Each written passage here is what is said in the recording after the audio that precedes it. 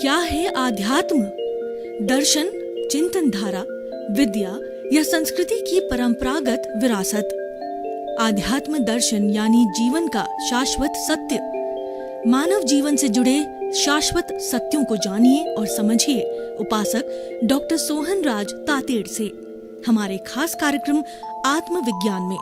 आत्मविज्ञान यानी सही दृष्टि, सही सोच।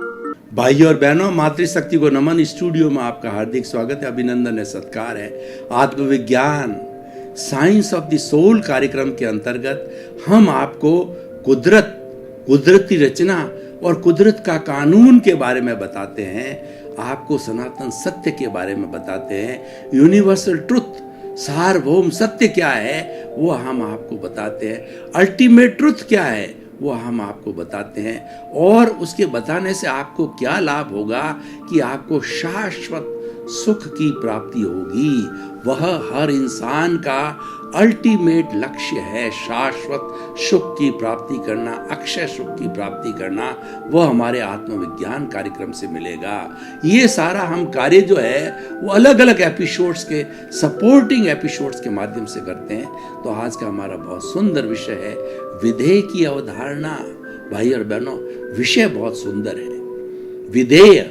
विधेय का मतलब होता है बिना देह के, देह में होते हुए भी देह का अनुभव नहीं करना। वेदांत की भाषा में बात करें तो वेदांत द्वैत और अद्वैत में विश्वास करता है। वेदांत ये कहता है कि हमारा ये शरीर द्वैत है। द्वैत का मतलब शरीर और आत्मा, इसके अंदर दो का निवास है। शरीर जड़ है और आत्मा चेतन है। जब हम पुरुषार्थ करते हैं, जब हम ज्ञाता दृष्टा में रहते हैं, जब हमारी आत्मा को शुद्ध कर देते हैं, सारी अशुद्धि को, कारण शरीर की, लिंग शरीर की या कॉजल बॉडी की सारी अशुद्धि को धो देते हैं धार्मिक उपायों से, ज्ञाता दृष्टा भाव से, तो वह धोने से क्या होती है कि आत्मा 24 कैरेट का सोना उज्जवल हो जाती है और वह अद्वैत बन जाती है। अद्वैत का मतलब दो की समाप्ति होकर के एक हो जाती है। सांख्य की भाषा के अंदर द्वैत जो होता है वो पुरुष और प्रकृति का होता है। पुरुष शुद्ध है, पुरुष ब्रह्म का रूप है और प्रकृति है वो माया है। जब माया का, प्रकृति का जो फोटो है वह अगर पुरुष पर पड़ता है, पुरुष लुब्ध हो जाता है तो पुरुष अशुद्ध हो जाता है। और जब प्रयास करके उस प्रकृति को अपने से अलग करता है तो अलग होते ही शुद्ध हो जाता है, ब्रह्म रूप में हो जाता है। और उस जो ब्रह्म रूप के अंदर होकर के वो शुद्ध होकर के सिद्ध, बुद्ध और मुक्त बन जाता है। तो भाई और बहनों, विधेय शरीर में रहते हुए भी शरीर का भान न होना, ये जो भेद विज्ञान कहलाता है कि आप शरीर में हो लेकिन शरीर अलग है। मैं अलग हूँ, मैं तो शुद्ध आत्मा हूँ, मेरा मूल स्वरूप शुद्ध आत्मा का है। वो आत्मा कैसी है? वो आत्मा जानने वाली है, वो देखने वाली है, वो ज्ञाता है, वो दृष्टा है, वो अनंत ज्ञान वाला है, वो अनंत दर्शन वाला है और वह अनंत शक्ति वाला है और अनंत सुख का धाम है, अक्षय सुख का धाम है, जिसकी हम खोज कर रहे हैं, जिसको हम ढूंढ रहे हैं कि हमको ऐसा सुख मिले कि उसके पास में दुख ना आए। तो वो आत्मा के भीतर है, वो आत्मा की क्वालिटी है, वो आत्मा का लक्षण है, उसको प्राप्त करो। तो विधेय का मतलब दोनों को अलग अलग मानना, जड़ और चेतन को अलग मानना। शरीर जड़ है, आत्मा चेतन है। शरीर नाशवान है, आत्मा अजर है, आत्मा अमर है। और ये दोनों टंकोत्कीर्ण हैं। टंकोत्कीर्ण का मतलब ये होता है कि पानी के ऊपर आपने जो कुछ बूंदे घी या तेल की डाल दी और खूब मथा, कई दिनों तक मथते रहे, तो वो तेल या घी की बूंदें तैरती रहती है। वो घुलनशील नहीं होती है, जैसी कि हमारी चीनी हो जाती है, नमक हो जाता है।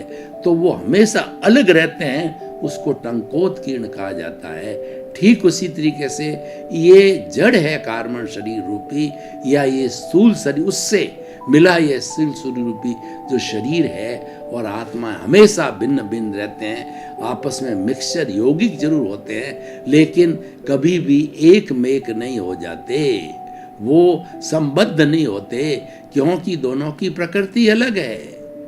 प्रकृति देखिए कि जो चेतन की प्रकृति है वह तो चेतन की अनुभूति करने वाला है और वो फीलिंग करने वाला है, जिसको सुख दुख की अनुभूति होती है। और जड़ का उसके विपरीत स्वभाव है कि जड़ को मारो पीटो ठोको काटो, उसको कोई तरह की अनुभूति नहीं होती है, क्योंकि वो निर्जीव है। जीव वाले को होती है। तो जीव वाला जो होता है वो चेतन तत्व कहलाता है, उसमें चेतना होती है। जड़ वाला होता है वो मैटीरियल कहलाता है, उसमें चेतना नहीं होती है। तो भाई और बहनों, विदेह शरीर में रहते हुए शरीर का भान कैसे छूटे? वो छोड़ने के लिए हमें किसी ज्ञानी पुरुष को तलाशना पड़ेगा। स्वामी विवेकानंद ने अपना, जब उनको काफी अच्छी समझ आ गई तो उन्होंने जो है खोज करनी चालू करी, गुरु की खोज। मुझे सच्चा गुरु मिले। वो कई गुरुओं के पास गए, लेकिन उसको सच्चा गुरु की अनुभूति नहीं हुई। लेकिन एक समय ऐसा आया कि रामकृष्ण परमहंस के पास में स्वामी विवेकानंद खड़े हुए, तो दोनों में प्रथम दृष्टवा ये जान लिया कि स्वामी जो है विवेकानंद जी को जो है उनका गुरु जो है वो रामकृष्ण परमहंस के रूप में मिले। और रामकृष्ण परमहंस ने देखा कि मुझे विवेकानंद के रूप में एक सुशिष्य मिल गया। दोनों को पहचाना, दोनों की अनुभूति हुई और दोनों का इंटरेक्शन होकर के वो गुरु शिष्य बन गए। तो भाई और बहनों, खोज करनी पड़ती विदेह होने के लिए ज्ञानी पुरुष की। तो ज्ञानी पुरुष क्या होता है कि जब हमारे पर कृपा कर देता है, हमारा शुभ का योग आता है, हमारा पुण्योदय होता है, तभी ज्ञानी पुरुष मिलता है। और ज्ञानी पुरुष ऐसा व्यक्ति होता है जो क्षीर नीर करता है, वो अलग कर देता है, ये लो तुम्हारा शरीर और ये लो तुम्हारा आत्मा।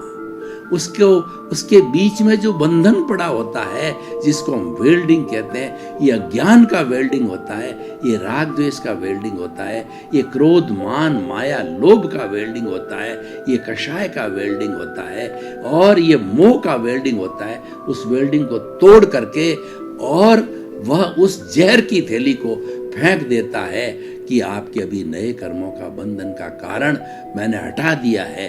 तो ये हटा देने के बाद में तुम अब विदेह बन गए। और विदेह क्यों बन गए? तुम्हें 24 आवर्स आत्मा की अनुभूति होगी कि मूल रूप से मैं शुद्ध आत्मा हूं और इस शरीर में निवास करती हूं। ये शरीर मेरा पड़ोसी है। आपको ये इतनी अनुभूति करा देंगे 100% प्रतीति के बाद के अंदर कि ये जो शरीर का काम अलग है। ये शरीर तो पूर्व जन्म के कर्मों के भुगतान के लिए मिला है, ये अपना कार्य कर रहा है, क्योंकि ये पीछे से लेकर के आया है। ये व्यवहार जगत है, ये कर्मों का बंधन है, ये इसको भोगना ही पड़ेगा और एज इट इज भोगना पड़ेगा। ये तो फिल्म पीछे से लेकर के आया है।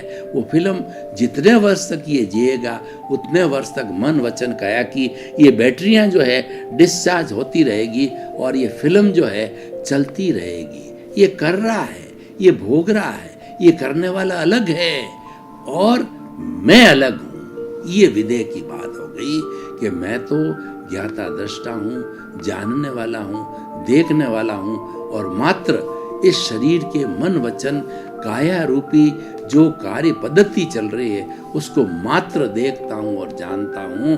और ज्ञान हाजिर होने से, प्रज्ञा की अनुभूति होने से साथ साथ में इसको ये भी निर्देश देता हूं कि तेरे पास में ज्ञान है, उस ज्ञान को विचार बना। तेरे पास विदेह का ज्ञान है, विदेह के ज्ञान को तुम ध्यान में लो और तुम जो है अगर किसी के साथ में तुम्हारी अनबन होगी, अगर तुमने किसी को दुख दिया, देना नहीं चाहिए, दे दिया है, तुम प्रतिक्रमण करो, तुम प्रायश्चित करो, तो सामायिक आलोचना, प्रतिक्रिया, प्रत्याख्यान करो।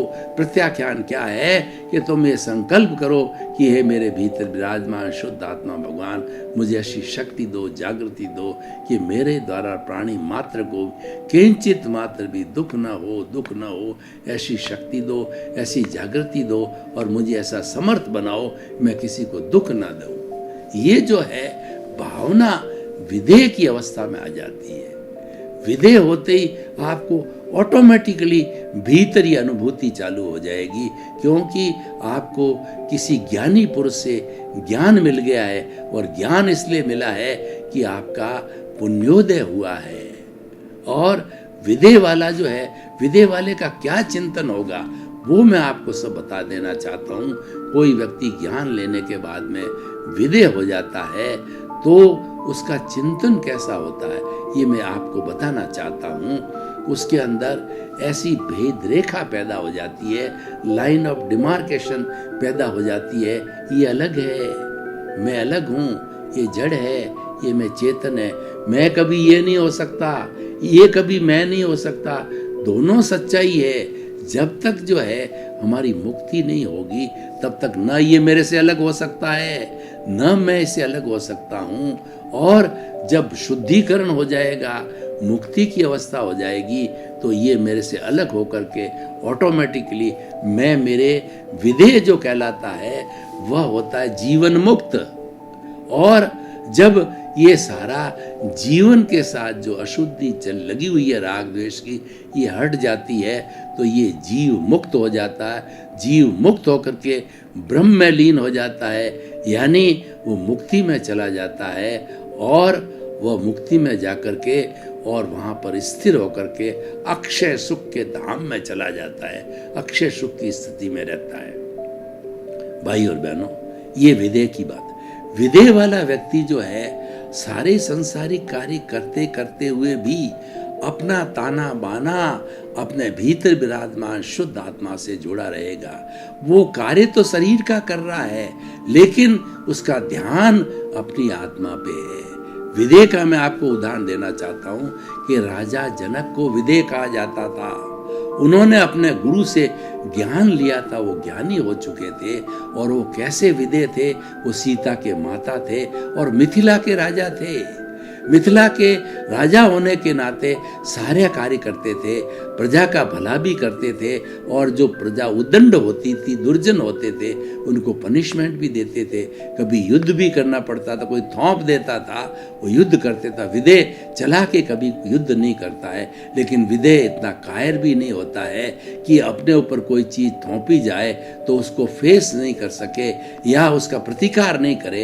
इतना कमजोर भी विधेय नहीं होता है, क्योंकि वह उसकी ड्यूटी में आता है, उसके निष्काम कर्म के अंदर आता है, उसके कर्म योग के अंदर वो चीज आती है। तो भाई और बहनों, जो विधेय होगा वो कभी भी जो है वो अन्याय नहीं करेगा, क्योंकि वो जानता है कि मैं अन्याय करूंगा तो मेरी आत्मा भारी होगी और मुझे कर्मों का बंधन होगा और वह मुझे भुगतना पड़ेगा।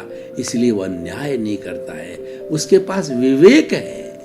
विवेक ये धम्म आइए, विवेक ही धर्म है। सबसे बड़ा धर्म विवेक है। कई लोग बहुत बड़े पढ़ लिख करके विद्वान हो सकते हैं, कई नहीं हो सकते हैं, लेकिन विवेकी व्यक्ति है वो पंडित होता है, वह इंट्यूशनल होता है।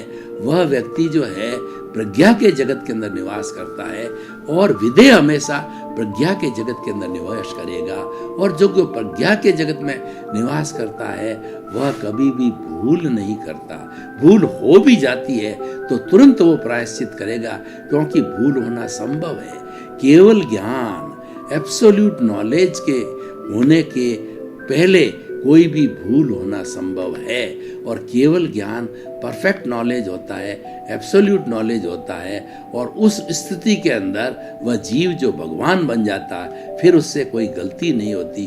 भगवान गलती नहीं करता है, गलती मनुष्य करता है। टू एयर इज ह्यूमन, मनुष्य वह कहलाता है। गलती करके तुरंत सुधार कर देना, वो वापस गलती ना करना, और गलती बिल्कुल नहीं करना वो भगवान होता है। और बार बार गलती करते रहना, सुधार न करना वो पशु होता है, ये 3 के दानव होता है, ये 3 कैटेगरी बनाई गई है। तो हम बात कर रहे थे विदेह की। विदेह वाला व्यक्ति जो है अपने भीतरी चिंतन में रहता है और वह चला के किसी को कष्ट देना नहीं चाहता है और वो हमेशा न्याय करेगा। किसी भी रैंक का व्यक्ति होगा तो सब दृष्टि से रहेगा। वो ये चिंतन करेगा कि इस जीवित प्राणी के अंदर जो कोई भी आत्मा वैसी की वैसी मेरे में है, तो मैं इसको क्यों काटूं और क्यों पाटूं, क्यों काटूं और क्यों उसको तोड़ूं। सबसे बड़े विधेय के एक जो है वो साधक की, ज्ञानी की मैं आपसे बात करना चाहता हूं कि जो हमारे कबीरदास जी बहुत बड़े संत हुए हैं, सूफी संत हुए हैं और ये भक्ति मार्गी थे। कबीरदास जी के कमाल नाम का बेटा था। कबीरदास जी बकरी पालते थे तो और बकरी का दूध पीते थे, तो उन्होंने अपने बेटे कमाल को कहा कि बेटा तुम जाकर के और इस बकरी के लिए कुछ घास फूस लेके आओ, ये भूखी है। तो हाथ के अंदर जो है वो कैंची लेकर के कमाल जो है वन के अंदर गए, जो है हरी हरी दूब को या कोई चीज को काटने के लिए। तो उन्होंने दूब में सबसे पहले जो कैंची चलाई तो एक सर की चमकती हुई उसको ध्वनि सुनाई दी। उसको लगा कि इसके अंदर वही चेतना है जो मेरे चेतना में, उसको काटूं या मेरे को काटूं, और मेरे को काटने से जितना दर्द होगा मैं कैंची चलाऊंगा। मुझे उनको अनुभूति हुई। वो विधेय थे, वो इंट्यूशनल थे, तो उनको जो है ये अनुभूति हुई कि मैं इसको काटूं, इसका मतलब मैं स्वयं को काट रहा हूं। उन्होंने आत्मतुलावत उसको माना, क्यों उसमें भी चेतना है। जो हमारी दूब है या जो हमारी घास फूस है वो जड़ से काट के अलग फेंक नहीं दी जाती, निर्जीव नहीं बन जाता, तब तक उसमें जीव है। हालांकि वो एकेंद्रीय होता है, वो विकसित नहीं होता है, वो अपनी दुख की अनुभूति को प्रकट नहीं कर सकता है, लेकिन महसूस जरूर कर सकता है। तो महसूस जो है उसको, उनको कमाल को हुई। कमाल विधेय थे, ये विधेय का बहुत बड़ा उदाहरण है। और वह पूरा दिन भर घास नहीं काट सके, हर एक में उनको उस चेतना की अनुभूति हुई। तो जब वो शाम को घर लौट के आए, बेरंग आए, बिना घास फूस लेके आए, तो कबीरदास जी ने पूछा क्या हुआ तुम लेके नहीं आए। तो उन्होंने आप बीती सारी बात बताई कि मैं किसको काटूं, मेरे को खुद को काटूं या उस घास को काटूं जो जिंदा है। तो कबीरदास जी ने कहा कमाल, तुम तो मेरे से बहुत आगे बढ़ते हो, तुम विधेय हो, तुम बहुत बड़े साधक हो। भगवान राम विधेय थे, भगवान कृष्ण विधेय थे, वो सब कुछ करते थे। भगवान राम ने कितने कितने दानवों का, दुर्जनों का जो है नाश किया, और भगवान कृष्ण ने जो है अर्जुन को जो है महाभारत का युद्ध करने के लिए पूरी उन्होंने जो है वो सारी योजना बताई, वो उनके सारथी रहे। तो वो विधेय थे, वो उसको अलग समझ के कर रहे थे। दोनों को अलग अलग मानो, ये विधेय की परिभाषा है। शरीर अलग है, आत्मा अलग है, दोनों साथ रहते हैं। शरीर जड़ है और आत्मा जो है चेतन है। आत्मा सच्चिदानंद है, सत्य चित्त और आनंद। सत्य का मतलब विनाशी, आत्मा विनाशी तत्व है, और इसके जो गुण हैं वो जो है वो हमारा ज्ञान और दर्शन वाला है, और इसका लक्षण है वो आनंद है। आनंद भीतर है, आत्मा के अंदर है, बाहर खोज करना ये मृग तृष्णा है। ये कस्तूरी की मृग जो बात है, जो मृग होता है वो मृग तृष्णा के वशीभूत होकर के जब उसकी नाभि के अंदर कस्तूरी की सुगंध फूटती है तो इधर भागता है, उधर भागता है, और ये सोचता है कि ये सुगंध कहीं बाहर से आ रही है। उसको पूरा ज्ञान नहीं है, और जब उसको ज्ञान मिल जाता है, मृग तृष्णा टूटती है, तब उसको मालूम पड़ता है कि ये तो मेरी नाभि में है, नाभि में से खुशबू आ रही, यानी ये मेरे भीतर ही है। जब हमको ज्ञान होता है हमारे गुरु के द्वारा, ज्ञानी के द्वारा, तब हमें परीक्षा होती है कि सुख को बाहर ढूंढना जो है अज्ञान है। सुख तो मेरी आत्मा के भीतर है। सुख वस्तु में नहीं, कपड़े में नहीं, रोटी में नहीं, कपड़े में नहीं, मकान में नहीं, और हमारे सुख सुविधाओं के अंदर सुख नहीं है। सुख तो आत्मा का लक्षण है, ये गुण है आत्मा का। गुण हमेशा कभी गुण से अलग नहीं होता, तो आत्मा के इस गुण को आत्मा से हम अलग नहीं करते, अनुभव किया जाता है। और जो जो अनुभव करते हैं, जो भीतरी जगत में जाते हैं, अध्यात्म में गोते लगाते हैं, तो उनको मालूम पड़ता है मानसिक शांति, सुकून और आनंद भीतर भरा पड़ा है। भीतर आनंद का दरिया चल रहा है। उस आनंद के दरिये में मेरी आत्मा हिलोरे ले रही है, मेरी आत्मा स्नान कर रही है, आनंद की वर्षा हो रही है। उसकी आनंद की वर्षा में मैं स्नान कर रहा हूँ, आनंद का तालाब लहला रहा है। उस आनंद के तालाब में मेरी आत्मा डुबकियां लगा रही है। वो अनुभूति करता है कि अरे आनंद भीतर कितना बड़ा। और जो आनंद जो है हम बाहर देखते हैं, वस्तुओं के अंदर देखते हैं, वो टेम्परेरी आनंद है। थोड़े बाद में वो क्षीण हो जाता है, दुख में परिणत हो जाता है। सुख और दुख का जोड़ा है और ये संयोग विरोध के जुड़ा हुआ है। जो कोई भी व्यवहार जगत के अंदर संयोग होगा, इसका मतलब निश्चित रूप से वियोग होगा। जन्म और मृत्यु संयोग वियोग से जुड़े हुए हैं। जिसका जन्म हुआ निश्चित रूप से उसकी मृत्यु होगी। कोई अमर नहीं है, अमर तो केवल आत्मा है। उसकी भजना करना, उसको पहचानना, उसकी स्मृति करना, उसकी माला फेरना और उसको केंद्र में रखना और उसकी उपासना करना, उससे बातचीत करना, उससे रिझाना, ये सारा पुरुषार्थ है, ये सारी जागृति है। आत्मा की स्मृति रखना जागृति और विदेह करता है। विदेह हर क्षण जो है आत्मा की जागृति में होता है। विदेह को ये प्रतीति रहती है कि मूल रूप से मैं शुद्ध आत्मा हूँ, और उसके साथ साथ में उसको जागृति भी रहती है कि मैं शुद्ध आत्मा हूँ, इसलिए कोई ऐसा कार्य नहीं करूँ जिससे मेरी आत्मा भारी हो। मेरे जो पूर्व जन्म के जो कर्मों का बर्फ रूपी जो है बंधन पड़ा हुआ है, वो डिस्चार्ज रूप में पिघलता रहे, उसके डिस्चार्ज की योजना बनाता है। नई चार्ज की योजना वो नहीं बनाता है। नई चार्ज की योजना कैसे बनती है कि पूर्व जन्म का हमारा उदय या प्रारब्ध चल रहा है, उस प्रारब्ध को हम मात्र देखते रहते हैं, स्पेक्टेटर की तरह, इन्विजिलेटर की तरह बाहर से खड़े खड़े उसको देखते हैं कि ये सोहनराज तातेड़ का ये पुतला मन वचन काया क्या कर रहा है। ये प्रवचन दे रहा है, ये सो रहा है, ये खा रहा है, ये बोल रहा है, ये कोई भी गति कर रहा है। मात्र उसको जो है ज्ञाता दृष्टा भाव से स्पेक्टेटर के रूप में देखते रहो। ये विधेय की भावना है, और विधेय होने के बाद में ये भावना हमेशा बनी रहती है, क्योंकि विधेय अनुभवजन्य है।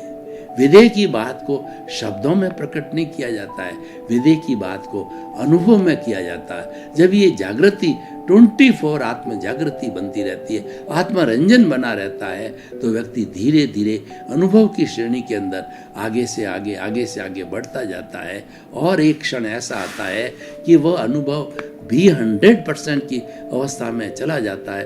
कभी इधर उधर खिसकता नहीं है, कभी स्मृति नहीं होती है, कभी विस्मृति नहीं होती है, एक क्षण भी विस्मृति नहीं होती है, एक क्षण भी प्रमाद नहीं होता है। तो उसकी स्थिति के अंदर केवल दर्शन प्रकट होता है। आत्मा के अंदर 13वां गुण स्थान, और 13वां गुण स्थान प्रकट होकर के उसको केवल ज्ञान हो जाता है। केवल ज्ञान होने के बाद में, एब्सोल्यूट नॉलेज होने के बाद में वो भगवान बन जाता है, और उस भगवान से जड़ की, चेतन की, भूत की, भविष्य की, वर्तमान की कोई भी अवस्था छुपी नहीं रहती है। वो पूर्ण होता है, वो परफेक्ट होता है, वो जो है आप्त ज्ञानी होता है। तो भाई और बहनों, ये सब विदेश के होने से होता है। तो मैं अब इस एपिसोड को आज के परिप्रेक्ष्य के अंदर देखना चाहता हूँ, ओपन टू ऑडियंस करना चाहता हूँ। इसका अर्थ ये है कि मैं जानना चाहता हूँ कि ये एपिसोड, ये भवदेव की धारणा, विदेह की अवधारणा मानव मात्र के लिए कैसे उपयोगी है, तथा समाज को ये कैसे उपयोगी बनाएगी, और उसके जरिए वसुधैव कुटुंबकम अच्छे विश्व का निर्माण पुनः कैसे होगा।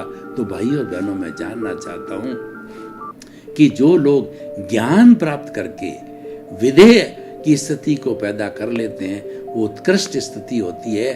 और उस स्थिति को प्राप्त करना, ये पुरुषार्थ, उसकी जागृति, ये पुरुषार्थ कहलाता है। हर एक को प्रयास करना चाहिए, और प्रयास सबसे पहले ज्ञानी पुरुष को ढूंढो, गुरु को ढूंढो। गुरु का ज्ञान देना से ही हमारी तरक्की होगी। गुरु गोविंद दाऊ खड़े और काके लागू पाए, बलिहारी गुरु आपने और गोविंद दियो बताए।